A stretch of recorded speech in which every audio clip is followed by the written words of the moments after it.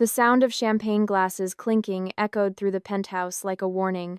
Crystal against crystal, money against money. Chicago's skyline glittered through floor-to-ceiling windows 43 stories up. This was power. Or at least what power looked like when you bought it. Mrs. Harper's 60th birthday party. The kind of event where the guest list was vetted like a corporate merger, where your net worth determined your proximity to the birthday cake. I stood in the marble entryway. Black dress. Simple. Calvin Klein off the rack. No jewelry except my grandmother's watch. Minimalist in a room drowning in excess. Every other woman wore sequins, Louboutin, Hermes bags casually placed on chairs worth more than most people's cars. The air smelled like expensive perfume and ambition. I was Isla Harper, 29 years old, the daughter who didn't quite fit the family portfolio. My sister Vanessa spotted me first. She always did. Like a hawk identifying prey, she glided over in a crimson Valentino gown that probably cost $8,000. Her husband Nathan followed. Armani suit, Rolex catching the light. The perfect accessory to her perfect life. Isla. Vanessa's voice carried across the room, loud enough for everyone to hear. That was intentional. Everything Vanessa did was intentional. You actually came. I smiled. Wouldn't miss Mom's birthday. Still running your little online shop? She said it like she was asking about a lemonade stand. Like my work was a hobby, a cute phase I'd eventually outgrow. The room quieted. Conversations paused. People turned. This was entertainment. My mother stood near the piano, champagne in hand, designer dress that matched her designer face, Botox and filler, and the eternal pursuit of relevance. She watched me with the expression she'd perfected over 60 years, disappointment wrapped in politeness. It's doing fine, I said evenly. Just small investments here and there. The room erupted in laughter, polite, rehearsed, the kind of laughter that cuts. Nathan stepped forward. Investment banker, Princeton grad. The son-in-law my mother actually wanted. You should let Vanessa teach you how to make real money, he said, touching Vanessa's waist, claiming her, showing ownership. She just closed a $12 million campaign for Harper Biotech. Real corporate work. Vanessa beamed. This was her moment, her stage. We're launching a new cancer treatment protocol, she announced to the room. The company's valued at $1.2 billion now. I'm leading the entire marketing division, 40 people under me. Applause, genuine this time. Success was the only currency that mattered here. My brother Ethan appeared with more champagne. 31, partner at a law firm downtown. Another golden child in the Harper family success story. Isla does her internet thing, he said, handing Vanessa a fresh glass. Mom, you raised 3 kids, 2 successes and one that's still figuring it out. More laughter. My mother didn't correct him. She smiled, nodded. Her silence was agreement. I stood there surrounded by my family, by people who shared my DNA but nothing else, by blood that felt like ice water. Well, I said, raising my own glass. I'm happy for you, Vanessa. Really, Harper Biotech is lucky to have you. They are, she agreed without a trace of humility. Nathan and I are looking at houses in Lincoln Park. Something with more space, maybe 4,000 square feet. You should come see it once we close. Give you some inspiration for your little ventures. 4,000 square feet. Another weapon. Another way to measure worth. The party continued around us. Jazz piano. Catered food that cost more per bite than most people spend on dinner.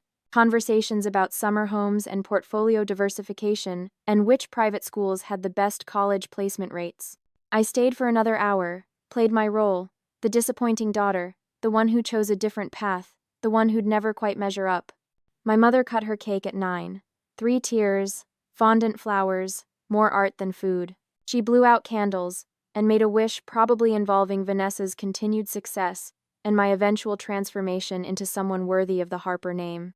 I left at 9:30. No one noticed. The November air hit me like a slap.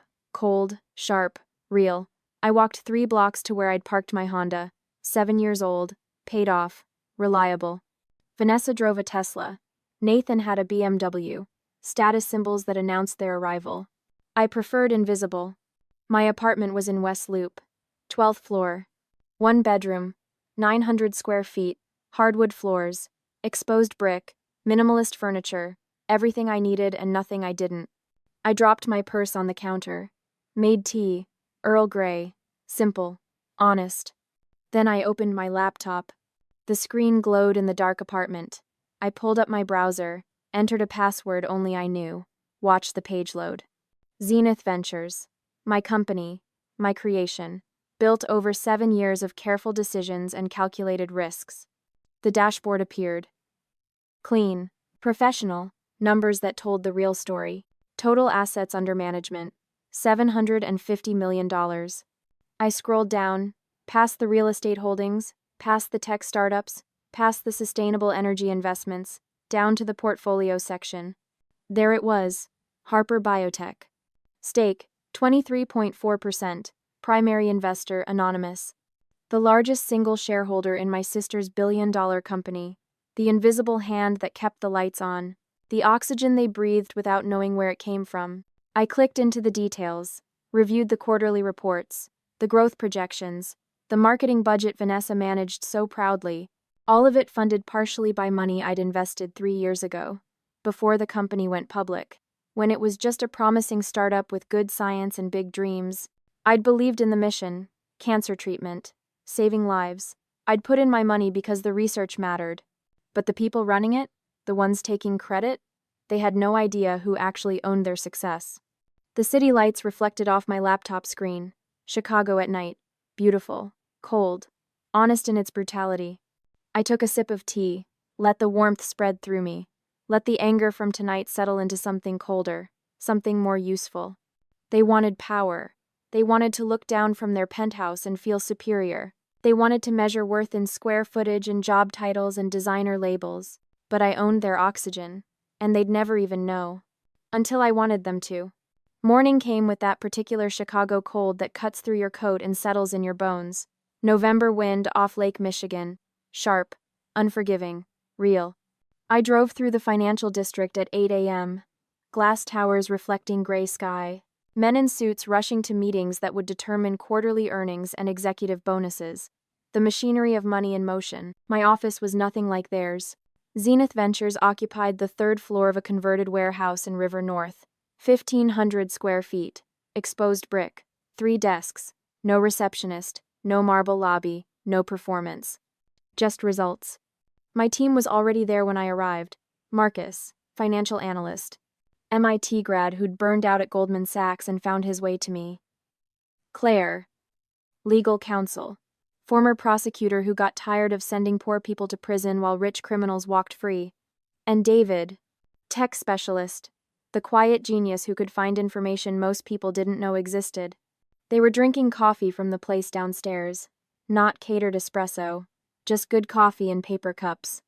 I set my bag on my desk, opened my laptop. The room went quiet. They knew that look. It's time we test loyalty, I said simply. Marcus leaned forward. Which holding? Harper Biotech. Claire's eyebrow went up. She was the only one who knew.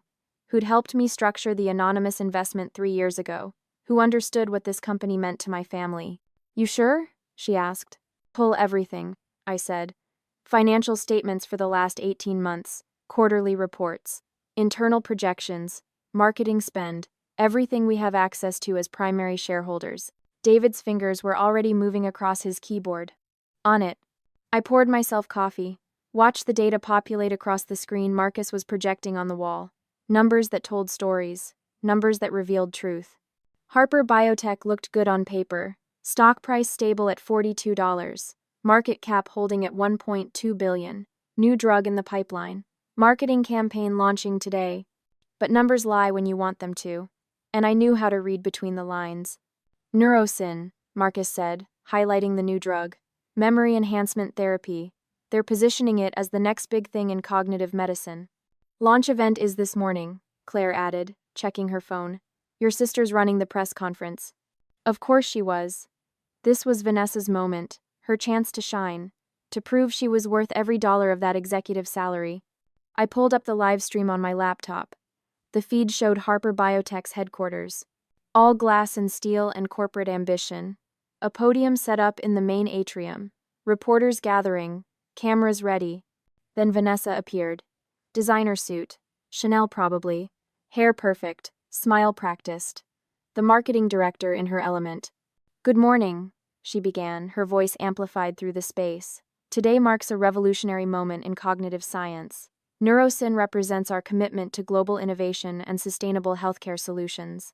I sipped my coffee, listened to her talk about breakthroughs and paradigm shifts and transforming lives, empty words wrapped in expensive packaging. Same as always, I murmured. Marcus glanced at me. Boss? Nothing, I said, just recognizing a pattern. The press conference continued. Vanessa fielded questions about FDA approval timelines and market projections and international expansion. She was good, confident, convincing. But I knew something she didn't, something the reporters didn't ask about. Something hidden in the numbers David was currently pulling apart on his screen. Found something, David said quietly. I turned.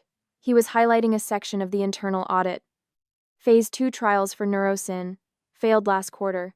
Significant adverse effects in 38% of participants. Claire leaned closer. How significant? Significant enough that they shelved the original formula. This version they're announcing today? It's untested. They're rushing it to market to cover the losses from the failed trial. Marcus whistled low. How much did the failure cost them? 80 million, David said. Maybe more. They're hiding it across multiple budget categories. Creative accounting. I set down my coffee. Felt something cold settle in my chest. Not anger, something more useful. Clarity. They're propping up the stock price with lies, I said. And our investment, Claire added. Without Zenith's capital, this company collapses. I closed the live stream. Vanessa's voice cut off mid-sentence. I didn't need to hear more. The day passed in analysis. We built the case. Documented everything. By 4 p.m. I had the full picture. Harper Biotech was a house of cards held together by investor confidence and media hype. And I was the foundation. Evening came. I needed air. Needed to think outside the office walls. I drove to a bar near Navy Pier. Small place. Local. The kind where tourists didn't go and regulars knew your drink. I ordered bourbon. Neat. Sat in a booth by the window where I could watch the lake. Dark water reflecting city lights. Honest in its darkness. Isla Harper? I turned. A man stood beside my table. Mid-30s. Familiar face I couldn't quite place. Ryan Mitchell, he said, reading my confusion. We met 3 years ago. I worked at Harper Biotech, finance department. Then I remembered. The audit, the discrepancies he'd found. The way he'd been quietly escorted out 2 weeks later. Vanessa fired you, I said. She did. He gestured to the empty seat. Mind if I sit? I nodded. He ordered a beer. We sat in silence for a moment. 2 people connected by the same company, the same betrayal. I heard about the Neurosyn launch, Ryan said. Saw your sister on the news. She's good at her job. She's good at appearances, I corrected. Ryan smiled. Bitter. Knowing. You know about the trial failures? I do now. He leaned forward, lowered his voice. It's worse than you think. They're not just hiding losses. They're manipulating quarterly reports, showing projected revenue as actual earnings. Moving debt off the books. Classic fraud. And Vanessa signed off on every piece of marketing material that made false claims. I looked at him. Really looked. Saw the anger. The need for vindication. Why tell me this? Because I know who you are, he said quietly. Took me a while to figure it out. But I worked in finance. I knew about the anonymous investor, the primary stakeholder, and I knew the Harper name. Eventually, I put it together. My heart rate didn't change. My expression didn't shift. But inside, something cold clicked into place. You're the oxygen, Ryan continued. Pull out and they suffocate. It's that simple. I finished my bourbon. The burn felt appropriate. Perfect, I said softly. Then all I have to do is stop pretending I don't exist. Ryan raised his beer. Here's to visibility. I didn't drink to that. I left cash on the table. Walked out into the cold November night. My car was parked 3 blocks away. I drove back to my apartment. Opened my laptop in the dim light. The neon sign from the bar across the street cast blue shadows across my walls. I logged into Zenith Ventures. Navigated to the holdings page. Found Harper Biotech. My cursor hovered over the button. Withdraw investment. À confirmation dialogue à pire. Are you sure? I stared at those words. Thought about my sister's laugh at the party. My mother's silent disappointment. My brother's casual dismissal. Years of being invisible. Years of being not enough. A faint smile crossed my lips. I've never been more sure. I pressed enter. The screen refreshed. Investment status. Withdrawal initiated. And just like that, the storm began. The news broke at 6:47 a.m., before most of Chicago had finished their first coffee, before the markets officially opened, before anyone was ready. Harper Biotech stock plummets 45% overnight. The headlines screamed across Bloomberg. Reuters, The Wall Street Journal, CNBC ran it as breaking news with that red banner that makes hearts stop.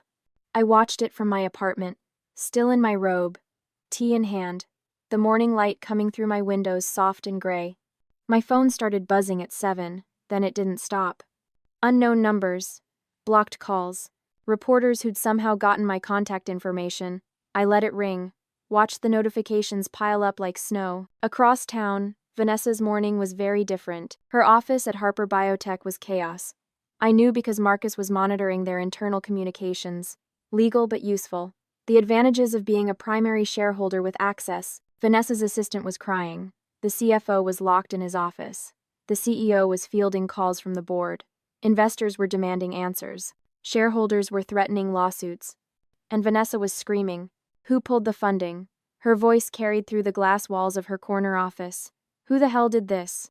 Her team scrambled, made calls, checked records, followed the money trail. Every answer came back to the same name, Zenith Ventures. The anonymous investor, the ghost in the machine, the foundation that had just crumbled. I imagined her face when she heard that name. The confusion, the panic, the desperate need to understand. By 8:30 she was calling our mother. I knew this because my mother called me at 8:45. I didn't answer, but I listened to the voicemail. Isla. Her voice was tight, controlled, the way it got when she was furious but trying to maintain composure. Call me. Now. This is about your sister. It's important. I deleted it. Made more tea. At Harper Biotech, Vanessa was in her office with Nathan. He'd come from his own job at the investment bank. Crisis management, husband duties, damage control. She had files spread across her desk. Trying to understand, trying to find a way out, trying to fix what was breaking. Then she opened the legal documents, the ones that came with the withdrawal notification, the ones that primary investors receive with full disclosure requirements. Zenith Holdings LLC, principal owner, Isla Marie Harper. I wasn't there, but I knew the moment she saw it, knew it in my bones, the realization hitting her like cold water, like betrayal, like the world shifting under her feet. Her little sister, the disappointment, the one with the online shop, the one they'd mocked 3 days ago, was the oxygen. At 9 a.m., I left my apartment, got dressed in black pants and a cashmere sweater, simple, clean, no performance necessary. I had a meeting downtown, with potential investors for a new green tech startup. Life continued, business continued. The world kept turning. The Harper Biotech building was on my way. I didn't plan it, or maybe I did. Sometimes the universe just aligns. I walked through the plaza, glass and steel and the American dream built on quarterly earnings, the building that bore my family's name in letters 10 feet tall. That's when they found me. Reporters. 3 at first, then 7, then a dozen. Cameras, microphones, questions thrown like weapons. Miss Harper, are you the investor behind Zenith Ventures? Did you intentionally sabotage your sister's company? Is this family revenge? I stopped walking, stood there in the November cold. Let them circle. Let the cameras find their angles. I looked directly at the nearest lens. Calm, steady, free. I don't confirm or deny specific investments, I said quietly, but I do believe in accountability, in business, in family, in life. That was all. I walked away. Left them with that soundbite, that perfect quote that would play on every news channel for the next 48 hours. In the house on Astor Street, my mother watched the television, the breaking news, the footage of me walking through that plaza, my words playing on repeat. I don't confirm or deny specific investments, but I do believe in accountability. Her wine glass shook in her hand, red liquid trembling against crystal, the mask of control finally cracking. She played us, my mother whispered to no one, to the empty house, to the universe that had just shifted. Back at Harper Biotech, the board was convening an emergency meeting. Vanessa sat in her office, Nathan beside her, watching the stock ticker drop in real time.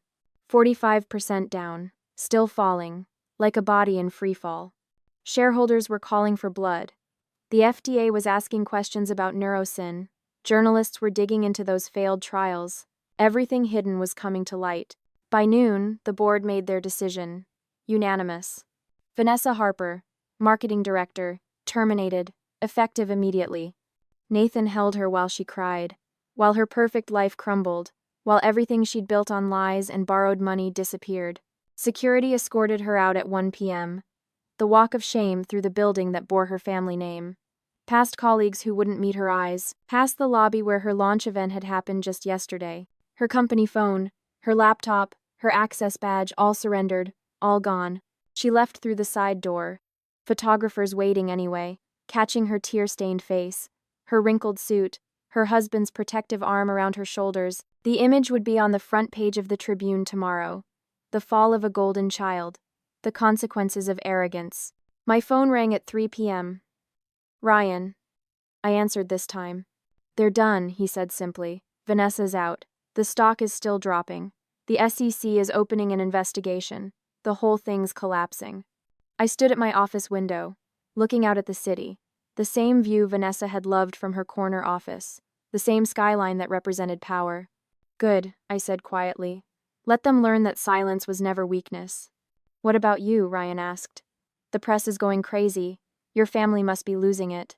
I thought about my mother's voicemail, about Vanessa's tears, about the empire I'd just dismantled with a single click. I'm fine, I said. And I was. Really was. I'm exactly where I need to be. I hung up. Watched the sun begin its descent. Red afternoon light painting the buildings gold and crimson. Beautiful. Honest. Real. My phone buzzed again. Another call from my mother. Then Ethan. Then a blocked number I knew was probably Vanessa. I turned off my phone. Sat in the silence. They'd wanted me invisible. Wanted me small. Wanted me to accept their version of worth and success and family. But I'd been visible the whole time, just in ways they couldn't see. In boardrooms they didn't know I occupied. In decisions that shaped their world without their knowledge. I'd given them power, and now I'd taken it away. Not with screaming. Not with confrontation. Not with the dramatic scenes they would have orchestrated. Just with truth. With accountability. With one quiet decision in the blue neon light of my apartment. They thought silence was weakness. They were wrong. Silence was strategy. And I just won.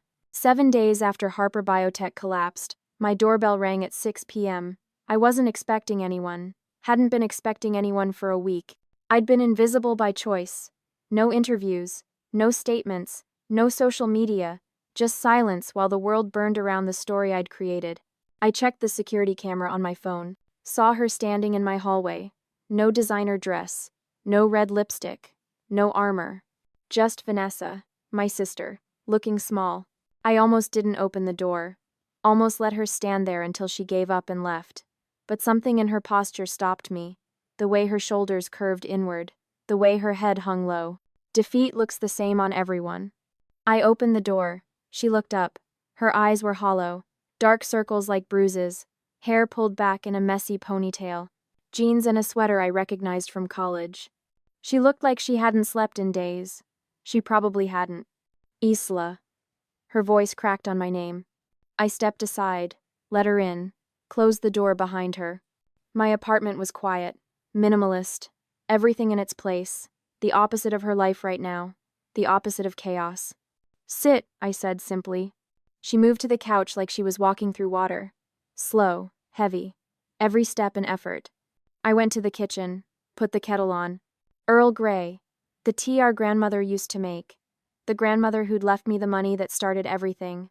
The silence stretched between us, thick, uncomfortable, years of words unsaid pressing down.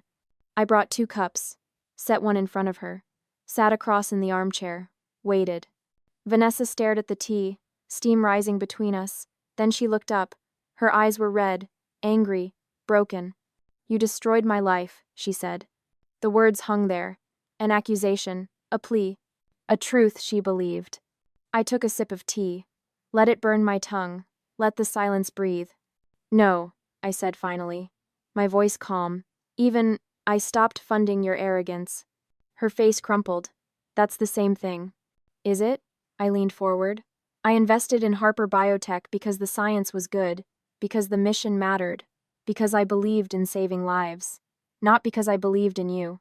She flinched like I'd hit her. You didn't even know I existed, I continued.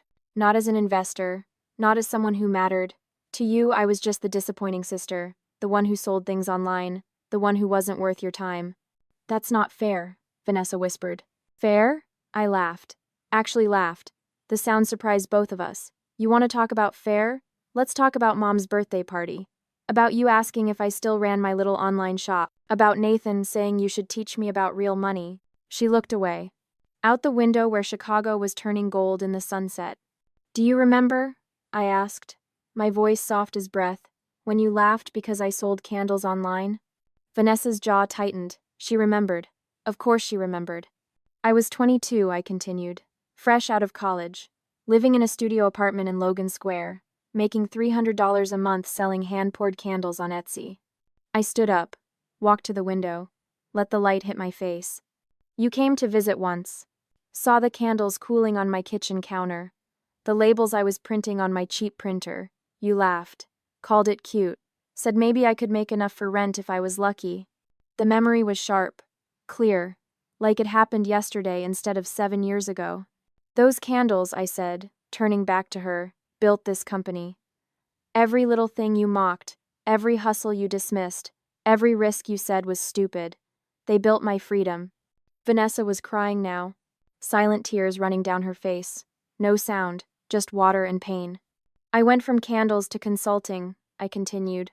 Helped small businesses optimize their online presence, made real money, invested it, watched it grow, built Zenith from nothing.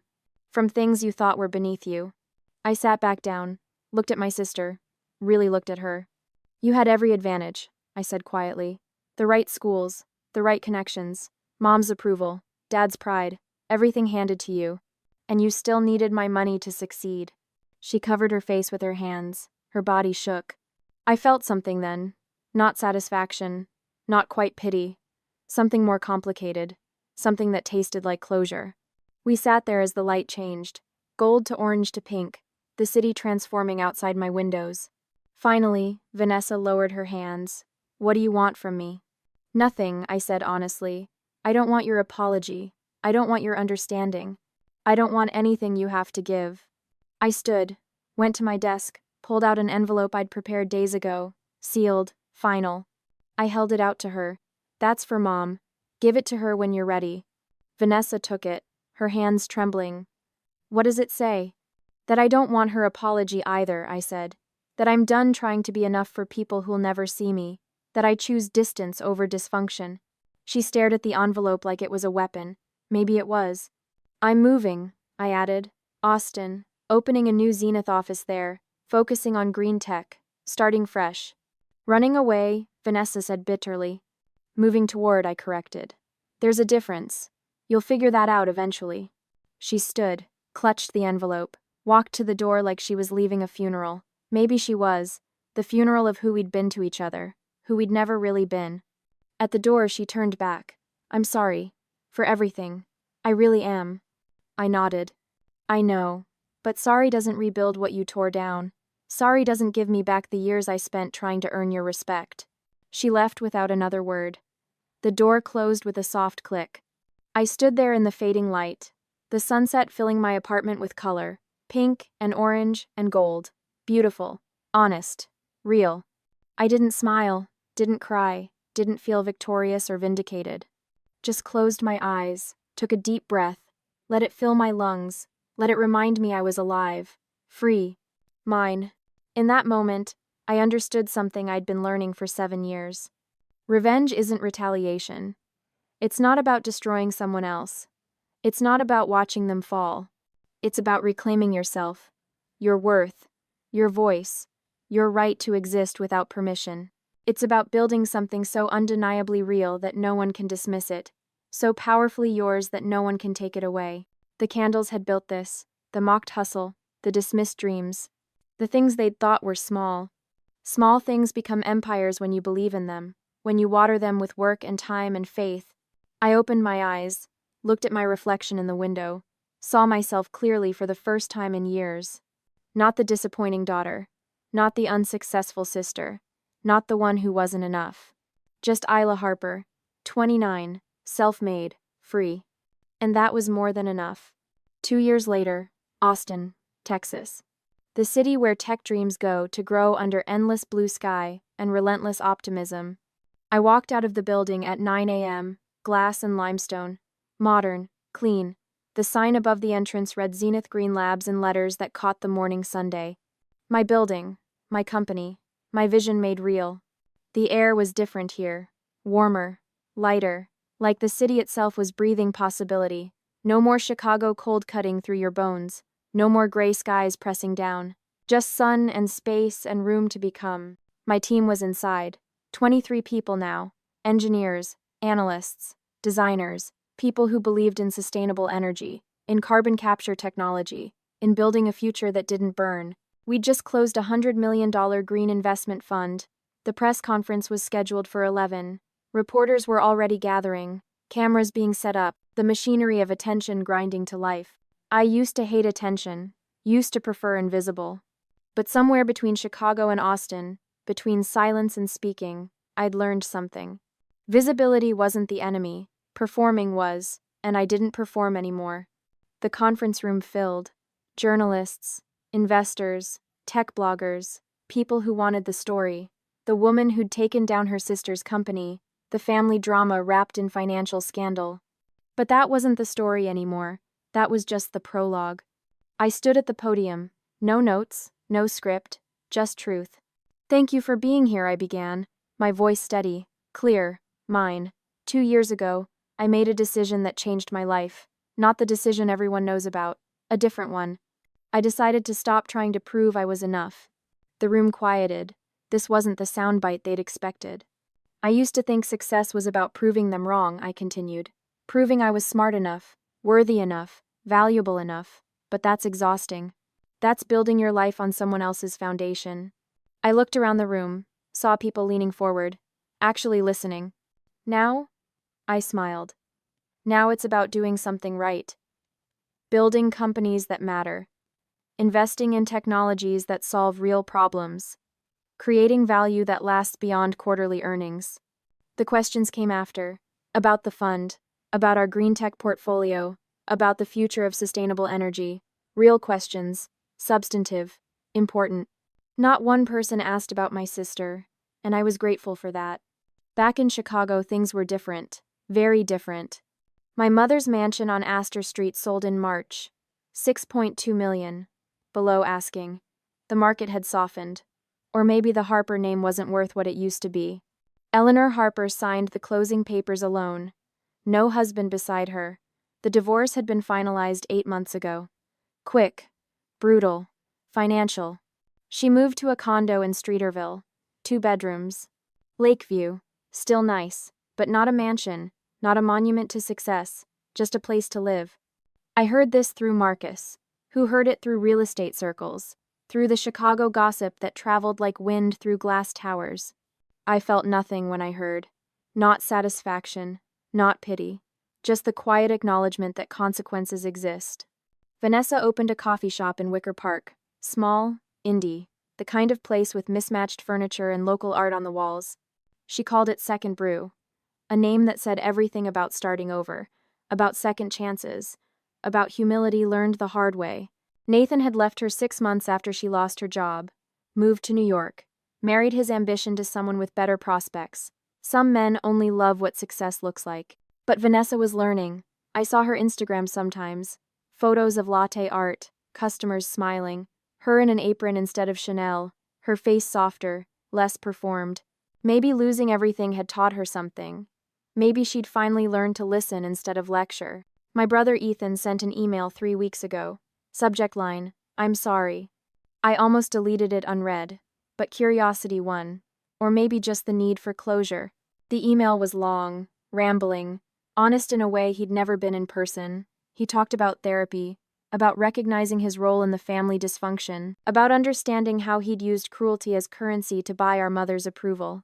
The last line said, "I'm proud of you, Isla. I always should have been. I read it twice. Felt something shift in my chest. Not quite forgiveness, but maybe the space where forgiveness could grow. I closed the email. Didn't reply. Some conversations don't need responses. Some apologies just need to be spoken into the void. Maybe someday I'd write back. Maybe not. Either way, I was okay. This afternoon, I drove through the Austin Hills. Highway 360. Windows down. Wind pulling my hair loose. The city sprawling below like a promise. My phone was on silent. My calendar was clear. Just me and the road and the Texas sky bigger than anything Chicago ever offered. I thought about my family, about the girl I'd been at that birthday party 2 years ago, standing in her simple black dress, being mocked, being small. That girl was gone, not erased, just evolved, transformed by fire into something stronger. Some families teach you love, unconditional, supportive, safe. Some families teach you survival, competition, performance, armor. Mine taught me both, the hard way, the painful way, the way that leaves scars but also builds strength. I'd learned to survive in a family that measured worth in dollars and status, and then I'd learned to leave, to build my own definition of success, to create my own family from people who chose me instead of people who shared my blood. That was the real victory, not the money, not the empire, not watching them fall, just learning that I could walk away and thrive.